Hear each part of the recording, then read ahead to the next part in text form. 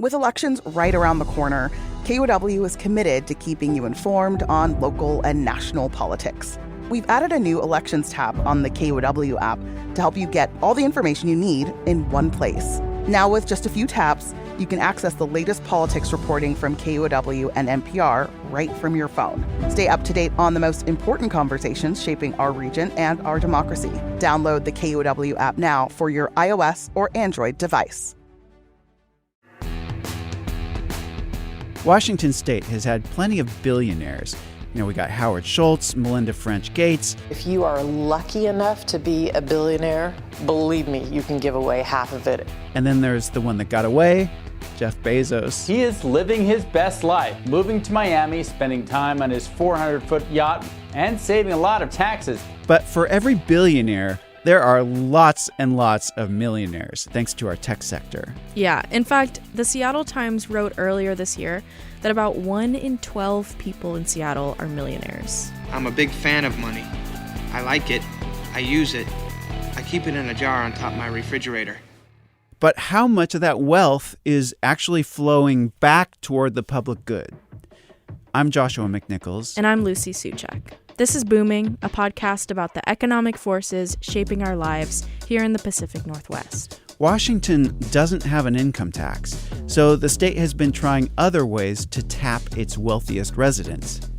The state's newly minted capital gains tax, that's only a couple of years old, is just the latest. A majority of the justices ruled the state can collect taxes on capital gains. But the capital gains tax, like other wealth taxes before it, has been unpopular with rich people who have to pay it. And an initiative this November could kill it altogether. So what would a tax system where every person paid their fair share look like here in Washington? That's coming up.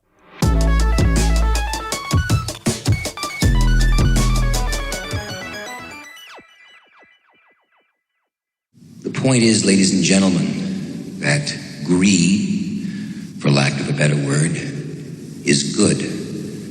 Greed is right. Greed works. Money is on the mind this election season. Feels like maybe even more than in other elections. And one reason why is that there's this initiative that's on the ballot called Initiative 2109. It would repeal Washington's capital gains tax. I think it brings up a lot of questions about the wealth of our state and what it means to have a tax system that actually works for everyone. So we're going to get into that in a little bit. But first, Joshua, what is Washington's capital gains tax? It's a tax on the profits that wealthy people make when they sell something very valuable. And it rose out of this period during the pandemic when a lot of people were just struggling to get by. A recent Associated Press poll found that 15% of Americans report being worse off after more than a year of the pandemic. The capital gains tax is part of an effort to make our system more fair for the people struggling the most. And the tax applies to all kinds of things, like stocks, for example. But other things, too, like the Seattle Seahawks. Fires downfield, wide open, Metcalf. So the Seahawks are going to be sold eventually, maybe next year. Mm-hmm. And when they're sold, the owner, Jody Allen, will make about $3 billion in profits. Wow, $3 billion. Those profits will be taxed by Washington State as capital gains. And if it's sold today, the state would rake in about $200 million in capital gains taxes. Okay, got it. That is quite the tax. So who's paying it? Is it all billionaires? No, the state only has like 7 billionaires. And last year, around 4,000 people paid the tax in Washington. So there are multimillionaires who pay it too. But also, people who have something that was worth a lot and then sold it, who we might not traditionally think of as, super wealthy. Maybe somebody who owns a dry cleaning business, for example. There are different categories of people who pay it, but it all depends on them having sold a valuable asset. That's the part that's taxed. And most of us will never pay. The state only starts taxing your profits when they exceed $262,000. So if you made a profit of $263,000, you'd only pay capital gains on $1,000 of that. At 7%, that would be $70. It's a pretty high threshold, and most of us will never hit it. Okay, I'm thinking about homeowners who sell their houses. There are a lot of people who would probably make more profit than that. Does that count? No, real estate is exempt. The state doesn't charge capital gains on the sale of property, Maybe that was a political decision. I don't know. They didn't want all those former homeowners mad at them. The federal government does tax real estate when it's sold. The profits on that is capital gains, but that's a different story. All right. So just to recap, there's this capital gains tax in Washington. It's in effect right now.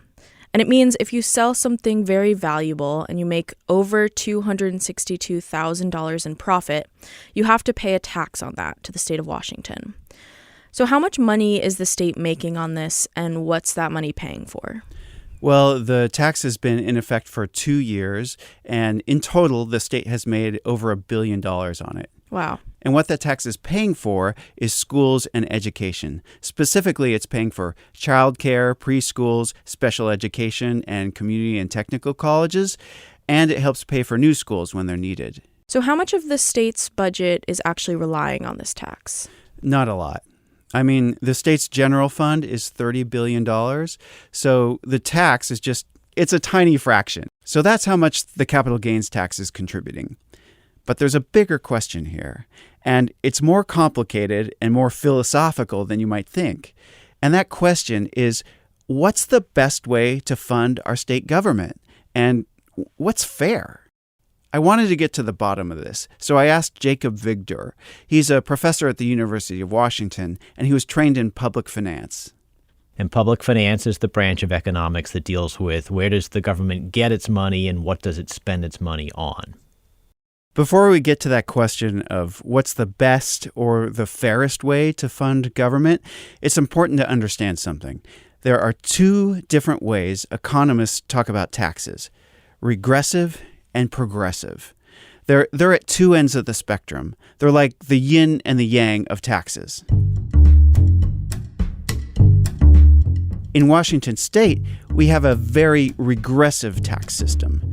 That means the people with the least money pay the biggest chunk of their income in taxes. From a lot of people's perspective, this is problematic, that asking sort of lower income households to pay a higher percentage of their income in taxes than the wealthy doesn't sit well with a lot of people. For years, Washington was known for having the most regressive tax system in the whole country.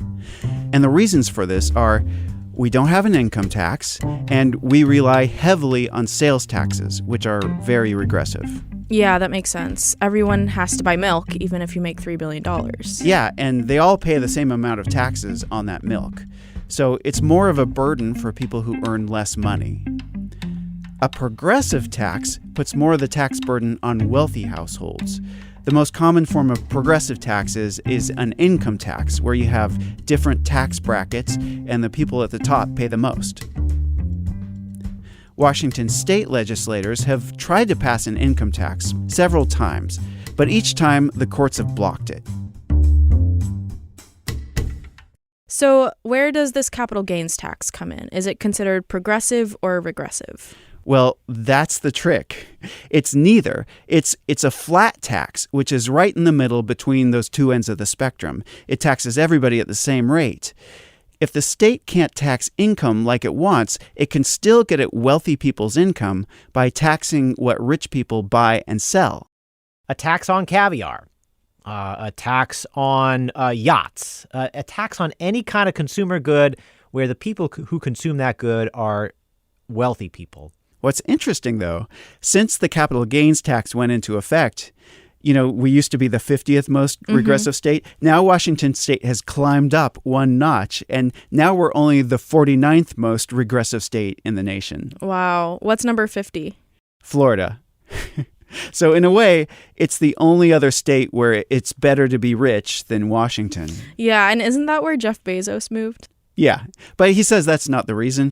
Jeff Bezos switching coasts, the founder of Amazon.com, taking his talents to Miami, wants to be closer to his parents, he says, in his rocket launches. He made that announcement on Instagram.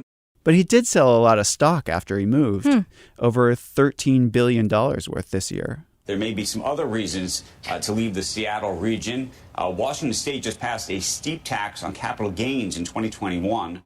And if Jeff Bezos had stayed in Washington and sold all that stock that he sold this year, he would have had a huge tax bill to pay. Yeah, so we went down a notch in billionaires too. So going back to that original question of what's the best way to fund our state government, what's fair, is this capital gains tax doing what it's supposed to do? Yes. I mean, if your goal is to get more state funding from wealthy households, then yes.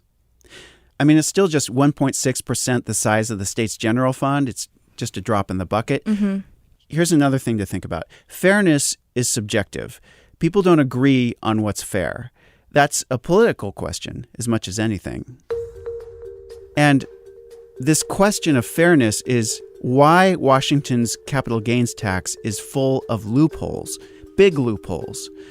When the bill was going through the legislature, you had different groups of people saying, hey, this bill is meant to tax rich people. Mm-hmm. You didn't really mean for this bill to apply to me, did you? These groups sent lobbyists to Olympia. The Washington Cattle Feeders Association is opposed to Senate Bill 5096 as it would impact cattle feeders due to the nature of our business. I'm a real estate broker in Renton, Washington. I ask that you don't go for this, that you reject it on its face because it hurts small business and it hurts tenants and people. Vice Chair Robinson, members of the committee, I'm Jerry Vanderwood with Associated General Contractors of Washington. We respectfully oppose SB 5096. So, just a few of the lobbyists, some of those people got their loopholes, some of them didn't. Real estate did get a big loophole. Cattle ranchers got a loophole for when they sell a large herd. Their argument was that they have a lot of expenses. They have to feed those cows and muck out their stalls. Those costs add up. So, they're not as rich as you might think they are. Yeah, I could see how these loopholes actually make the tax more fair for some people. Yeah, for some people. And Victor argues that they have a point. A herd of cows is not like a piece of very expensive art that you can hang on your wall. If I buy a Van Gogh and I hang it on the wall and I sell it a few years later for millions more than I paid for it, I didn't have to feed the painting. I didn't have to hire someone to muck out the stall where I keep my Van Gogh, right? So it's a very different idea than a cow. Because in order to make the cow more valuable, it requires work. Yeah, they're completely different assets. Yeah. And then there's this exemption for the first $262,000 of capital gains. That's meant to be fair to people with lower incomes who might sell something worth far less than a Van Gogh painting. But that exemption opens up a way to game the system. And people do. For example, if you bought a business years ago and now you want to sell it for $500,000 above what you originally paid for it, if you do it all at once, you'll have to pay taxes on about half of that because that's how much is above the threshold. But instead, you could just sell half on December 31st and the other half on January 1st and owe no taxes. Wow. Victor says a lot more people may be figuring out how to get out of these taxes, which may be a part of why the state earned less money from capital gains in its second year than in the first year. It brought in almost $800 million the first year, and the second year it got about half that much. But it's much harder for the state's very wealthiest residents to escape the tax. For example, think about what Jeff Bezos would have had to do to avoid paying capital gains tax here, if he'd stayed here. Mm-hmm. Say he sold, all his stocks, say he had $1 billion worth of capital gains, worth of profit. Just like anybody else, he could sell off his stocks slowly, to stay under the threshold. The problem is his gains are so big that it would take a very long time. If you do the math, so if you're going to sort of try to realize your capital gains $250K at a time and you got $1 billion worth, that's going to take you 4,000 years. And I don't think that, Bezos might have access to some technology that could potentially prolong life, but 4,000 years is probably a stretch. That is wild. So what are people saying who want to repeal the capital gains tax? Brian Haywood is a wealthy investor who's paid to get this initiative and other initiatives on the ballot, and he hates this tax. Mm-hmm. And it's not just because he's one of the people who would have to pay it. And it's an easy thing, right? Oh, those rich bastards, they deserve it. Let's stick it to them. The problem is they take their money with them, and they take their job creation with them, and then there's, that's trickle down. It doesn't really come down. But look at the economy here, and look at how it was built on entrepreneurial investments. Jacob Vigdor says a lot of these arguments boil down to a question of whether the capital gains tax is killing the goose that laid the golden egg. That's the really big question. And if we try to if we're number 49 in terms of having a very regressive tax regime in Washington state, if we tried to fix that, what would happen? Would we continue to see the same kind of prosperity that we've enjoyed in the decades where we've had no income tax? It's hard to say. Yeah, do we know the answer to that? Not really. I mean, one of the fears is that more wealthy entrepreneurs will leave, the way Jeff Bezos did. But every state is so different in every other way that it's hard to say clearly that taxes alone are driving wealthy people one way or the other. Right.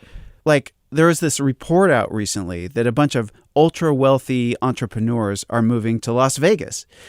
But are entrepreneurs moving to Las Vegas for the state's low tax environment, or because, their employees care about where they live, and compared to San Francisco, Las Vegas has less traffic, lower housing costs, and lots of entertainment and great hiking?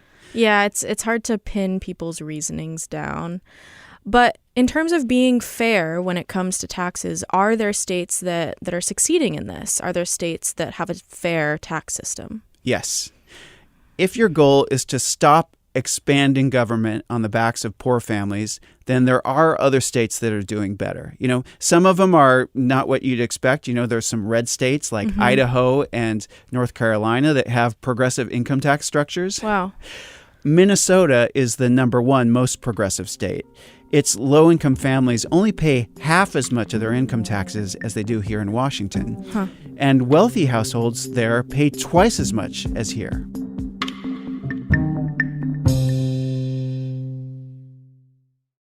We're nearing the end, so let's get back to Washington State and this initiative, Initiative 2109. It is just one of several initiatives on the ballot this year that has to do with taxes.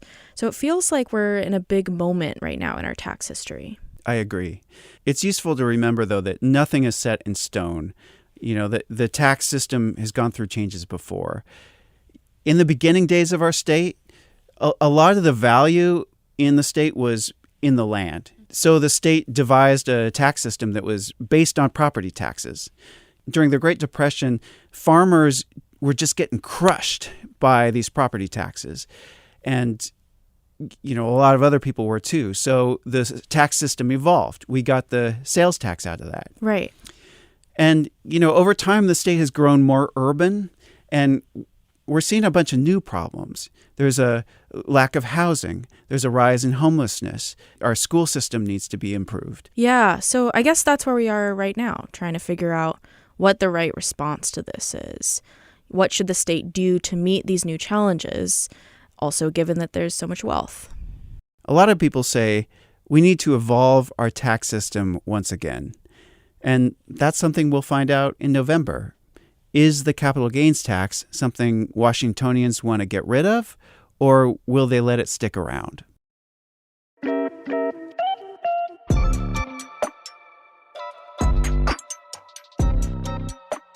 Coming up, we're going to get back into state rankings for the endgame.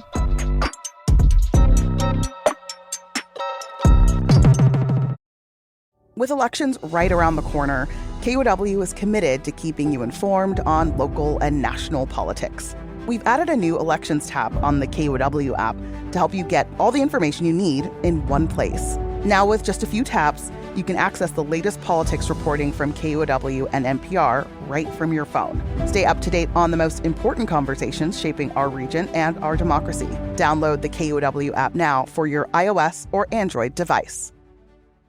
Hi there, I'm Monica Guzman, host of a Braver Way podcast and your guide across the political divide. Are you done with the divisiveness in our politics and ready to do something about it? This season, we've partnered with KUOW to reach more listeners like you. Join me as I sit down with guests from across the political spectrum. Together, we'll share tools, insights, and messy, real-life stories to help you face this election year without losing heart. Listen to A Braver Way now on the KUOW app or wherever you get your podcasts. Hi, Joshua. Welcome back to the Endgame. Hey. That was a big lesson in taxes. So we're going to blow off some steam here with some trivia. And this is not about taxes, but this is about state rankings. All right. We talked about how Washington is ranked 49th for the most regressive state in the country when it comes to taxes. So I'm going to ask you some questions about who else is ranked 49th in other categories. Are you ready? Yeah. All right. We have 3 questions here. First question. Which state is ranked 49th for their food? We're talking about good food. So at the bottom. They're not the worst food, but they are 49th. So I have to insult some state for their cuisine here. Yeah, I'm sorry in advance. And this is all subjective, obviously, but this is based on people who actually wrote some articles about these rankings. So I'll give you that. At least they can take comfort in the fact that there's one state where the food is worse. That's true. They're not 50th. Okay, so which state has the second worst food? I haven't traveled every 50 states going to restaurants in each one. Mm-hmm. So this is an uninformed guess. Okay. And I know that it's subjective, just like whether our taxes are fair is a subjective measure. Right. I like international foods. Okay. I really like Thai food. I'm not going to pick a winner from a state that has like a lot of beef or something. Okay. Just because that's my personal preference. I'm going to put like South Dakota as the second worst. Oh my God. It's North Dakota. Oh! You were so close. This was from an online news site called Thrillist. And they wrote that the buffalo burgers that apparently North Dakota is known for are unfortunately no longer popular, which puts it at 49th. All right, number 2. This one is about fun. What is the state that ranked 49th for being fun? Oh, no. Okay, so I got to rule out states with like great recreational opportunities.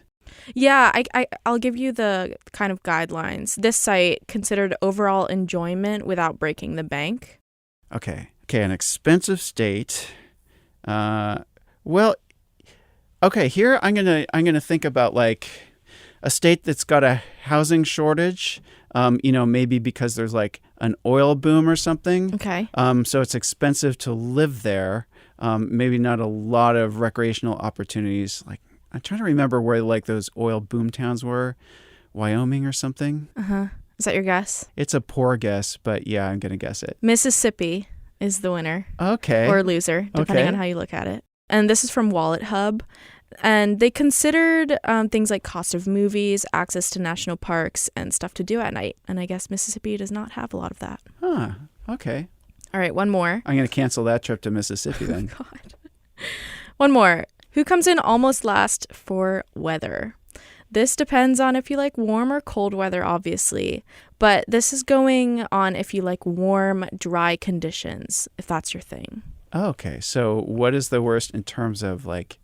Yeah. Uh-oh, I'm feeling this is striking a little close to home. Yeah. Well, here's the thing.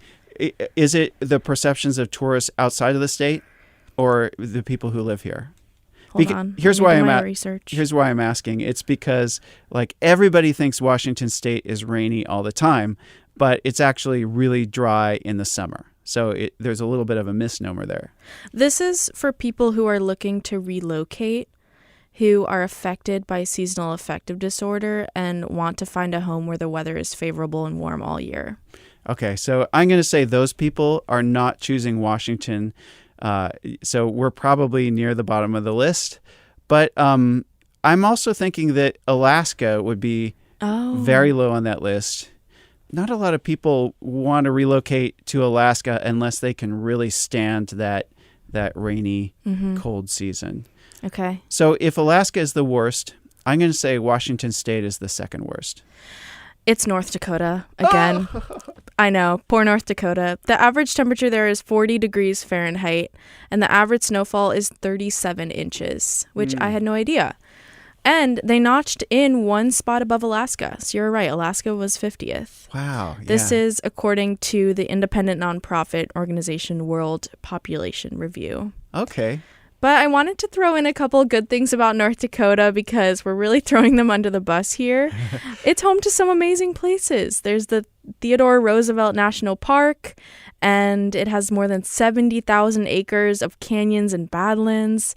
And also, North Dakota is the #1 producer of honey in the U.S. Oh, wonderful. You know, I once rode a hippie bus called the Green Tortoise through North Dakota. Oh my and gosh. I got to say, those badlands are pretty striking. Yeah.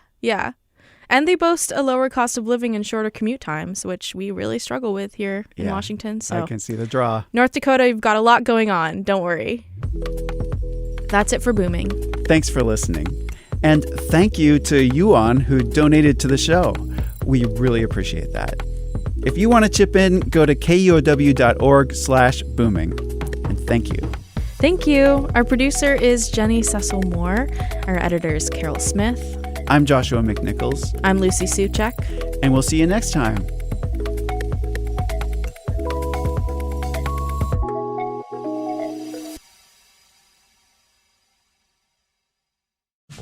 Hi, this is Zeki Hamid from KUOW. It's another election year, and we want to answer your questions about voting and the election process. All of them.